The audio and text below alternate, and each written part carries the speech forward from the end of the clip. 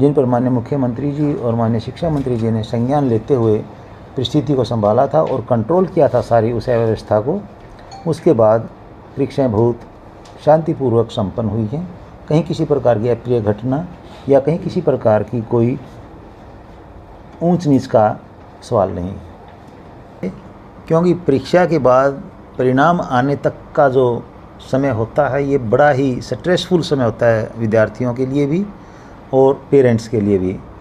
तो हम कोशिश करेंगे, जैसे कि पहले हमारी परंपरा रही है कि सफलतापूर्वक आयोजन की बात मैं क्यों कह रहा हूँ कि 599 जो यूएमसी के केसेस दर्ज हुए हैं वो पिछले 4 वर्ष के आंकड़े देखते हैं वो सबसे कम है ये आंकड़े।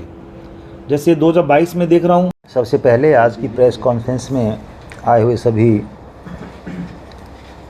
पत्रकार साथियों का बहुत बहुत स्वागत है और धन्यवाद करता हूं कि हरियाणा विद्यालय शिक्षा बोर्ड के सभी कर्मचारी और अधिकारियों की जो यह 1 महीने से 1-2 दिन ऊपर की लगातार एक्सरसाइज और परीक्षा चल रही थी। विद्यार्थियों की परीक्षा तो थी ही, यह परीक्षा हरियाणा विद्यालय शिक्षा बोर्ड के सभी कर्मचारियों और अधिकारियों की भी परीक्षा थी कि हम कितनी सक्षम और कितनी हमारी अपनी जो एक टीम है उसके आधार पर कामयाबी की तरफ पहुँचे। और आपको जानकर बहुत खुशी होगी कि इस बार की जो परीक्षाएं हैं, शुरू के 1-2 दिन के जो थोड़े बहुत केसेस आए थे, जिन पर माननीय मुख्यमंत्री जी और माननीय शिक्षा मंत्री जी ने संज्ञान लेते हुए परिस्थिति को संभाला था और कंट्रोल किया था सारी उस व्यवस्था को। उसके बाद परीक्षाएं बहुत शांतिपूर्वक संपन्न हुई हैं। कहीं किसी प्रकार की अप्रिय घटना या कहीं किसी प्रकार की कोई ऊंच नीच का सवाल नहीं। सर, टोटल अगर यूएमसी की बात करें, कितनी यूएमसी हुई है, एफआईआर कितनी है, कितने जो स्टाफ के कर्मचारी थे उनको रिलीव किया गया है, उनके खिलाफ क्या कार्रवाई की गई? यह भी बड़ी रिलैक्सिंग न्यूज़ है कि पिछले 5 वर्षों का यदि हम सारा रिकॉर्ड देखें तो सबसे कम UMC cases, unfair mean cases इस बार हुए हैं। आज का एग्ज़ाम जो हमारा था उसका यूएमसी रिकॉर्ड भी हमारे पास रिपोर्ट आ चुकी है और इसी आधार पर थोड़ा सा ये आज की आपकी प्रेस कॉन्फ्रेंस लेट हुई है। 599 टोटल यूएमसी केसेस इस बार हरियाणा विद्यालय शिक्षा बोर्ड की सेकेंडरी और सीनियर सेकेंडरी की परीक्षाओं में हुए हैं। तो सर, जो मार्किंग है कब से शुरू हो रही है? अब जो कहा था कि इस बार जो है ऑनलाइन मार्किंग नहीं होगी, उसके पीछे क्या उद्देश्य, ये चेंज कैसे किया गया? यह क्वेश्चन काफ़ी टिपिकल है, लेकिन इसमें जो क्वेश्चन का सब सेक्शन है, पहला पार्ट, उसके आधार पर मैं बता सकता हूं कि 2 अप्रैल से हमारी सेकेंडरी और 4 अप्रैल से सीनियर सेकेंडरी क्लासेस की मार्किंग शुरू हो रही है, जो कि लगभग 24 अप्रैल तक चलेंगी। यानी 15 वर्किंग डेज़ हम इसमें अपना लेकर चलते हैं और पूरी व्यवस्थाएं इसकी कर दी गई हैं, जिसमें एग्जामिनर्स जो होंगे उनकी भी ड्यूटीज लगा दी गई हैं, रिजर्व स्टाफ भी रखा गया है, ऑब्जर्वर्स भी वहाँ रखे गए हैं, कुछ फ्लाइंग भी वहाँ नियुक्त की गई हैं ताकि कहीं किसी प्रकार की कोई अव्यवस्था ना हो। कितना स्टाफ सर इसके लिए रखा है? हमने जो टोटल सेंटर इसके लिए बनाए हैं, ये 126 एग्ज़ाम सेंटर बनाए गए हैं, जिसमें 10वीं कक्षा के लिए 78, 12वीं कक्षा के लिए 48 मार्किंग सेंटर हैं। कब तक रिजल्ट जारी किया जा सकता है सर? बोर्ड के बाद रिजल्ट जारी करने का हरियाणा विद्यालय शिक्षा बोर्ड की कोशिश रही है कि जल्दी से जल्दी रिजल्ट जारी किया जाए, क्योंकि परीक्षा के बाद परिणाम आने तक का जो समय होता है ये बड़ा ही स्ट्रेसफुल समय होता है विद्यार्थियों के लिए भी और पेरेंट्स के लिए भी। तो हम कोशिश करेंगे, जैसे कि पहले हमारी परंपरा रही है, उसी अनुरूप जल्दी से जल्दी रिजल्ट डिक्लेयर करते हैं। हाँ, इसके लिए 45 दिन हमारा अब तक का शायद रहा है मिनिमम टाइम पीरियड जो रहा है। कोशिश रहेगी कि इसी पीरियड में हम रिजल्ट डिक्लेयर कर दें। एस्टेट की परीक्षा सर कब तक होने की संभावना है और जो फॉर्म है वो दोबारा खोले जा सकते हैं सर? देखिए, अभी जो सेकेंडरी और सीनियर सेकेंडरी एग्ज़ाम हमारे संपन्न हुए हैं आज, 1-2 एग्ज़ाम ऐसे थे जो हम 4 अप्रैल को री एग्ज़ाम यानी करवा रहे हैं क्योंकि 1, 4 और 5 अप्रैल यानी 1, 2, 3 को जैसा आप सभी को पता है बीच में एक कंपटीशन एग्ज़ाम है जिसकी वजह से डिस्टर्बेंस होने के चांसेस थे।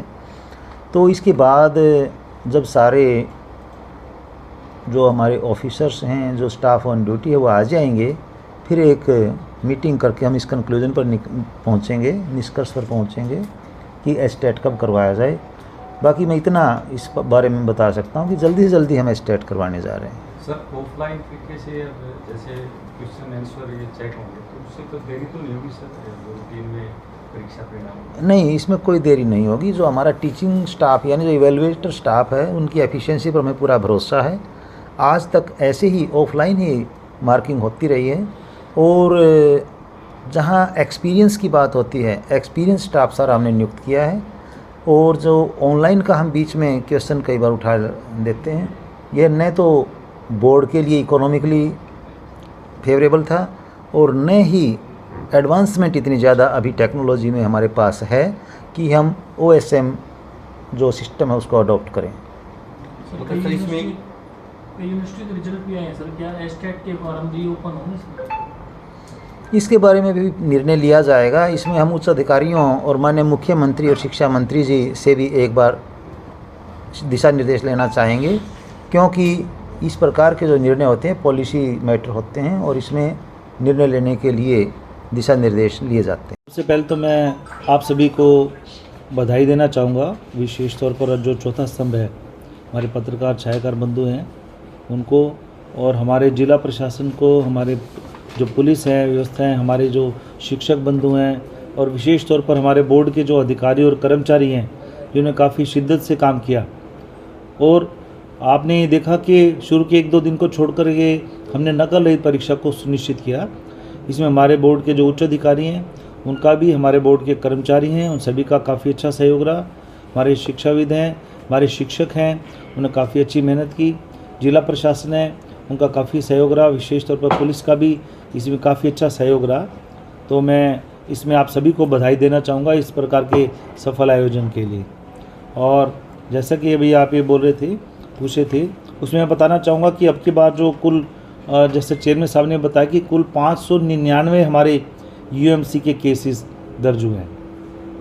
आप देखेंगे कि सफलतापूर्वक आयोजन की बात मैं क्यों कह रहा हूँ कि 599 जो UMC के केसेस दर्ज हुए हैं वो पिछले 4 वर्ष के आंकड़े देखते हैं वो सबसे कम है ये आंकड़े।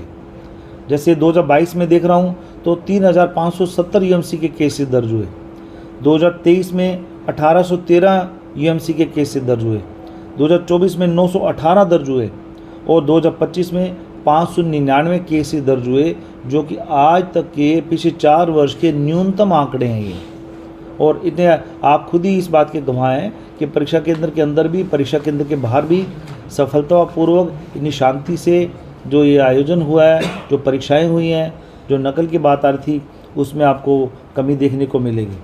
और जो एग्ज़ाम कैंसिल की बात करते हैं इन परीक्षाओं की, मैं सफल आयोजन की बात क्यों कर रहा हूँ कि 2022 से लेकर आज तक जो हमारी परीक्षाएं कैंसिल की गई हैं वो न्यूनतम की गई हैं और उन स्थानों पर की गई हैं जहाँ पर परीक्षा की शुचिता भंग हुई है। 2022 की बात करें तो 64 केंद्रों पर ये परीक्षा रद्द हुई थी। 2023 की बात करते हैं तो 40 केंद्रों पर ये परीक्षा रद्द हुई थी। 2024 की बात करते हैं तो 29 परीक्षा केंद्रों पर ये परीक्षा रद्द हुई थी और 2025 में केवल 10 स्थानों पर परीक्षा रद्द हुई है। 10वां भी आप देखते हैं कि कल की जो परीक्षा थी उसकी बात आती है, नहीं तो ये 10 तक भी आंकड़ा नहीं पहुंचा था। ये सारा हम सबकी, आप सबकी मेहनत का परिणाम है और इसमें सभी इसमें शामिल हैं, सभी ने दिल लगाकर इसमें मेहनत की है। इस परीक्षाओं की शुचिता को बनाए रखने की बात है।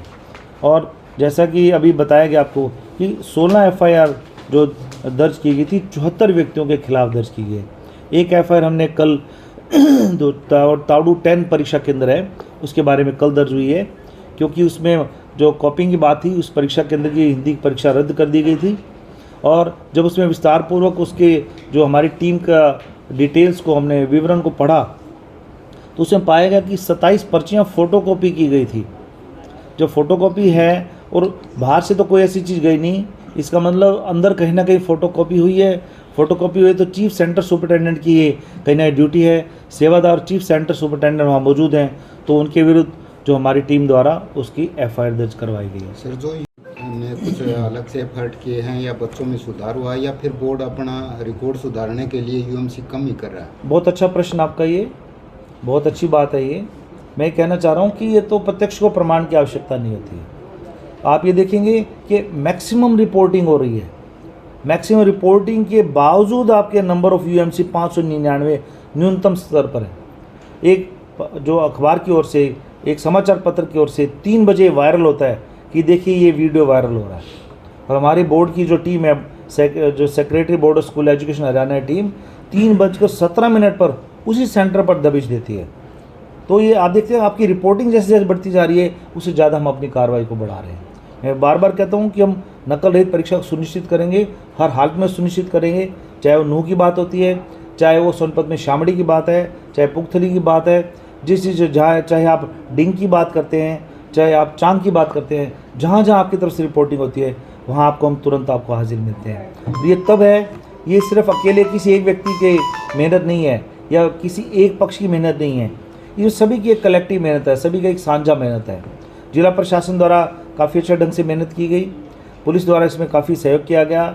आप देखते हैं बोर्ड के द्वारा हमने जिला स्तर पर नोडल अधिकारी लगाए, बोर्ड के वरिष्ठ अधिकारी लगाए, उन्होंने काफ़ी इफेक्टिवली काम किया। और जो नीचे हमने 226 रूट बनाए, उन रूट पर कौन सी टीम कहाँ जाएगी उस टीम को पता नहीं। हम डेली 10 बजे यहाँ से क्लिक करते हैं, हम जिला स्तर के नोडल अधिकारी को 10 बजे के बाद बताते हैं। 10 बजे के बाद वो 11 बजे वो नीचे वाले फ्लाइंग स्क्वाड्स को बताता है कि कौन सी टीम ने कहाँ चेकिंग के लिए जाना है, ताकि किसी को प्रोबेबिलिटी ना रहे, किसी को अंदेशा ना हो कि किस व्यक्ति को कहाँ चेकिंग करनी है। ये जो रैंडमाइजेशन की प्रक्रिया है, ये जो हमने जो अनप्रेडिक्टेबल जो चीज़ें रखी, किसी को कोई चीज़ पता नहीं किसको कहाँ चेकिंग के लिए जाना है, पुलिस ने काफ़ी इफेक्टिव ढंग से कार्रवाई की, जिला प्रशासन के जो ड्यूटी मजिस्ट्रेट उन द्वारा कार्रवाई की। और सबसे बड़ा रोल जो तीसरी आंख है, आप देखते हैं जो हमारे समाचार पत्रों का, इलेक्ट्रॉनिक मीडिया का है, आपके द्वारा जहाँ जहाँ से हमें जो भी सूचना मिली हमने उस पर तुरंत कार्रवाई सुनिश्चित की। आप देखते हैं कि जो हमने कंट्रोल रूम बनाया, कोई भी शिकायत आती है उस शिकायत का हमने डॉक्यूमेंटेशन किया, ये शिकायत आई तो क्या शिकायत आई, कितने बजे शिकायत आई, उस शिकायत को आरएफ को भेजा गया, किसको भेजा गया, कौन से फ्लाइंग स्क्वाड को भेजा गया, जिला स्तर के नोडल अधिकारी को भेजा गया, उस पर क्या कार्रवाई हुई, एक्शन टेकन रिपोर्ट क्या आई, उसके बाद हमने क्या सुनिश्चित किया। डेली के जो हमारा स्टाफ के साथ बैठ के हम इस चीज़ को कलेक्टिवली इस चीज़ को सुनिश्चित करते थे, उसी सभी का परिणाम है ये। तो इसके लिए मैं विशेष तौर पर हमारे बोर्ड के अधिकारी कर्मचारियों का, हमारे चेयरमैन साहब आए हैं, इनका मार्गदर्शन रहा है। और सबसे बड़ी बात है कि जिला प्रशासन ने काफ़ी अच्छे ढंग से मेहनत की है, मेरे बोर्ड के अधिकारी कर्मचारी ने बहुत शिद्दत से काम किया है, वो बधाई के पात्र हैं। मेरे चाहे हमारे डिप्टी सेक्रेटरी हैं, असिस्टेंट सेक्रेटरी है, सुपरिटेंडेंट है, हमारा स्टाफ है जो दिनों रात लगकर मेहनत की। जो पहले 2 दिन हमें सुनने को मिल रहा था, मैंने कहा कि हमारी ये कहीं ना कहीं इमेज का मसला है, हमारी